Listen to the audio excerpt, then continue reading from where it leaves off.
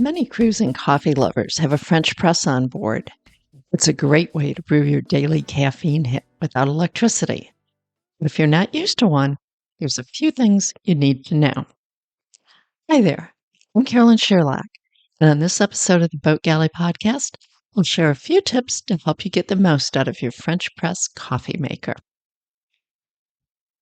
Now, first, let me tell you, this episode of the Boat Galley podcast is sponsored by Marmara Imports. Their hand-loomed, fair trade, organic cotton Turkish towels are highly absorbent, dry quickly, fold flat, and are soft and luxurious. Absolutely perfect for life aboard. I love mine. Use coupon code podcast10, the number 1010, for 10% off any order of $40 or more. MarmaraImports.com. More than a towel. So let's talk about French press. With a French press, you pour coarse ground coffee into the bottom of the unit, then fill it with boiling water and let it steep. After the recommended time, you slowly depress a plunger attached to a mesh filter, which traps the ground at the bottom of the pot. And then you can pour out the coffee at the top. An advantage over some of the other no electricity methods is that you don't have to watch it as closely, though it's still not quite as start it and forget it as a Mr. Coffee. Biggest gripe is getting grounds in your coffee if you use too fine of a grind. Many people also complain that it's hard to clean, particularly on a boat when water is precious. French press doesn't use electricity, but the less expensive units all have glass pots. The more expensive ones have a thermal carafe that'll keep coffee warm for a few hours. I really prefer these as there's no danger of broken glass, and I also like the aspect of keeping things warm. Now, in rough seas, this is probably the easiest system to wedge into the sink without it tipping over while the coffee is brewing.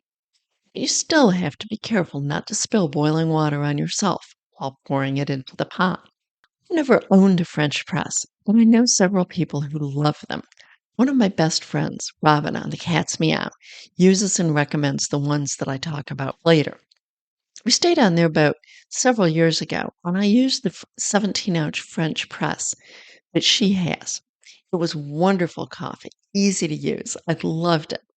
The pros are some things that makes better coffee since the oils aren't filtered out. It has a moderate space requirement, no electricity. You can buy a thermal carafe press without glass, which keeps coffee hot for anywhere from 1 to 2 hours.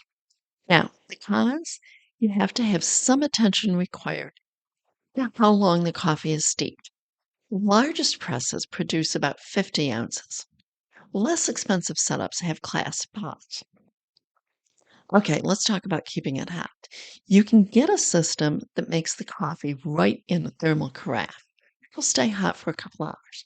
Or you could buy a separate thermos to keep the coffee hot to 12 hours.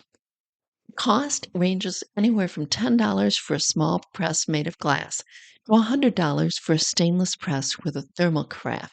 It'll make 40 ounces, 50 ounces, basically 4 mugs worth. In the show notes, you'll find several good choices for a French press from Amazon.com, ones that I've used on friends' boats and ones that friends have recommended. Now, since you have to boil water and pour it into the press, I strongly recommend 2 things for safety. First, wedge the press into the sink before you pour boiling water into it. That'll protect you if it tips or splashes. Secondly, boil the water in a tea kettle to reduce the risk of boiling water sloshing out, and also to enable more accurate pouring. Okay, that's it for this episode of the Boat Galley Podcast, where we try to make boat life better. And thanks for listening to us. Did you learn something new? Then help us reach other cruisers. Leave a review on your favorite podcast app. And please tell your friends.